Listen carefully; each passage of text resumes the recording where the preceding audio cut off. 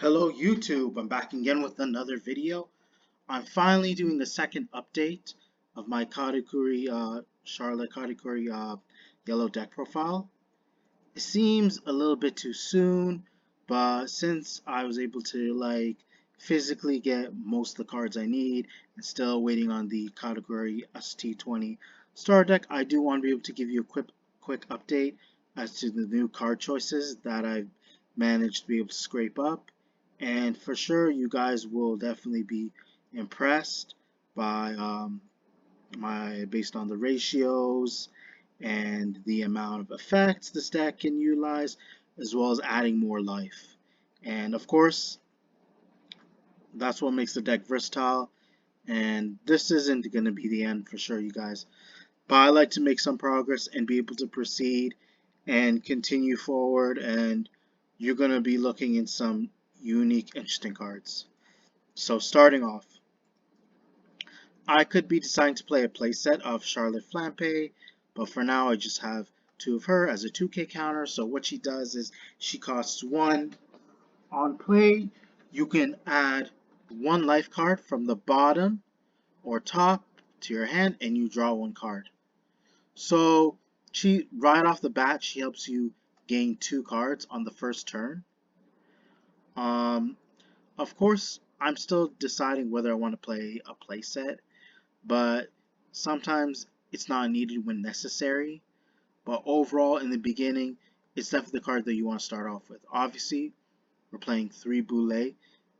Not much to say. Trigger, it's a blocker, and you have ways of getting it out with these. Obviously, you got to max out on your starter, which is Charlotte Pudding. On play, she's a 1 cost. You can look up the top 4 cards, and if one of them happens to be a Big Mom Pirates card or a Sanji card, you add it to your hand, and you put the rest at the bottom of your deck in any order. Speaking of Sanji, we're playing the Sanji 2K counter, which he's very useful, and I managed to use him, and I got him for a really nice, affordable price. Um, you give him to Dawn, and when he attacks, you get to add the top or bottom of your life card. And if you do, you put the top card from your main deck to the top of your life card.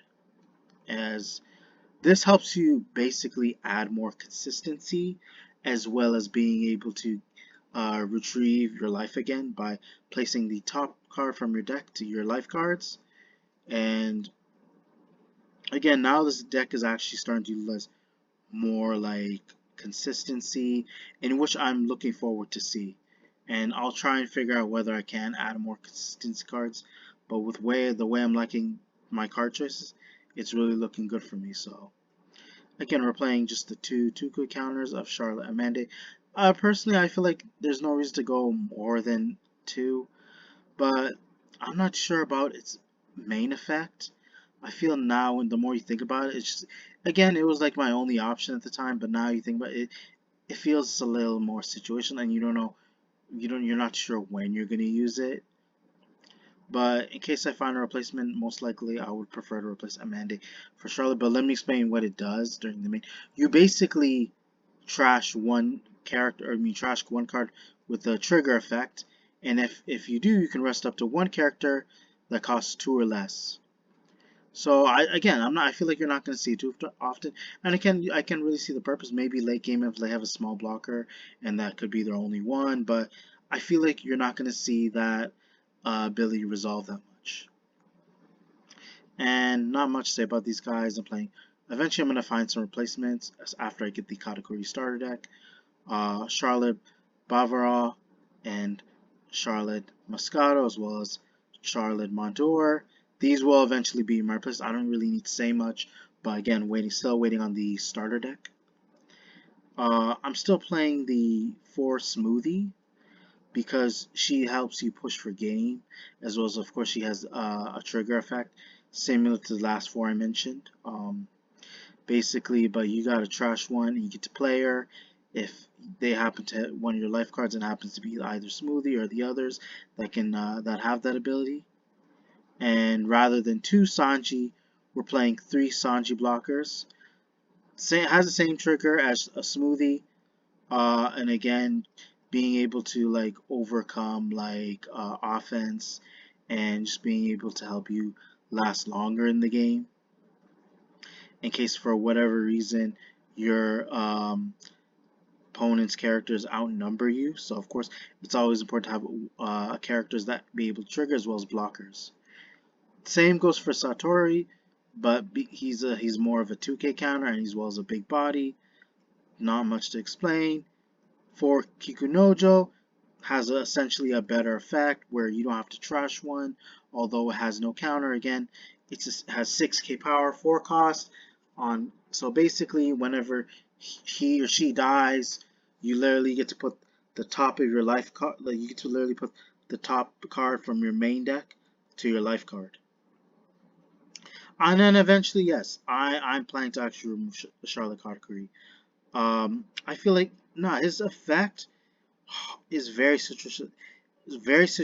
It hasn't really been going in for me and hasn't been really working out. And that's not a bad card. I feel like with how the game has been decided, like it's only good when you're losing. So if you're in a losing position and you look at your opponent's life card, whether it be the top or bottom, he gains rush, then it could actually amount to something. But it all solely depends, like only if your opponent is basically having advantage over you. So sometimes that doesn't really help because if let's say you already have advantage, then you won't be able to make the most out of Katakuri because you're waiting to only use them unless you're in a losing situation. But like, I will never go more than 2. But overall, he's a bad card, but I feel like there's also better options. So again, we're playing our important removal, which happened to be for Kadatsu. He has 6k power. He's a 5 cost. He's a counter of 1000, and on play you get to destroy or you get to like KO one character your opponent controls who costs equal or less to their life cards, and I'm obviously referring to the opponent. So obviously our big boss monster playing 2 Charlotte Lilin. Not much to explain. You again activate main. Your opponent either gives you life or they trash one from their life. And a new card, which is a playset that we're playing, which actually I feel like synergizes with their leader, happens to be 200 million volts Amaru. And I did do my research overall. Again, I wish it was a big Mom Pirates card, but you won't be able to get it off with your pudding. But let me explain why it helps. Because during your main, up to one of your leader character gains plus 3000 power during this turn.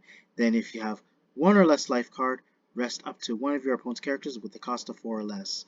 So essentially, this is good going late game. This is a case they may have a blocker that costs 4 or less, and it helps. It actually synergizes with my Katakuri leader since he gains an additional plus 1000 power whenever you use his Dawn ability when attacking.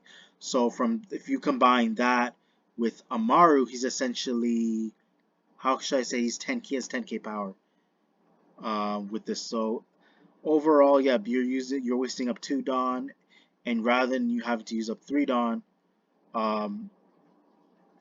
he's probably going to be heavily useful with Amaru on the board because depending how many cards they have in hand or depending how much life they have, this could amount to a lot of damage.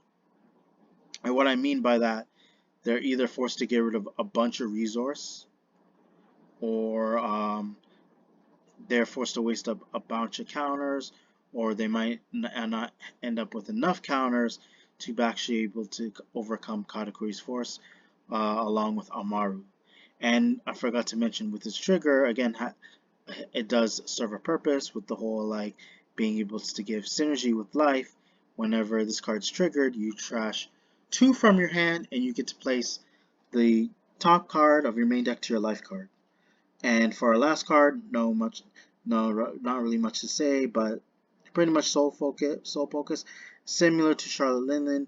which pretty much is a event which costs 5s, and it does cost 5. So why did I repeat that?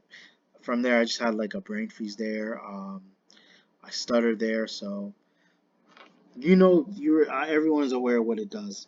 Essentially, you have the option to do what Charlotte Leyland pretty much does when it's on field. Especially if you got like when you read Soul Pocus, you're reading what the seven cost does, and it's nothing different. It's just that it costs less, but in return you get no character with Soul Pocus. But overall, I think yeah, this is a massive change compared to my previous list, and this is to show you updates, you guys, which I did promise. And I'm really fond of this deck. I'm really liking it, and I do see a purpose behind it. I feel like this is something that I would enjoy playing throughout most of my duels, and I'm actually getting the gist of how yellow works and what I need to like pretty much like implement in how to use their triggers wisely and be able to like sort my triggers using my leader, so it makes the deck that much easier to understand, and it gives me a comfortable like advantage. It makes me feel like I understand the deck a lot better. But overall, I feel like I said enough for you guys. Hopefully you guys enjoyed the video. Be sure to check for more upcoming content later in the future. Be sure to check your notifications, comment, like, subscribe. Thank you.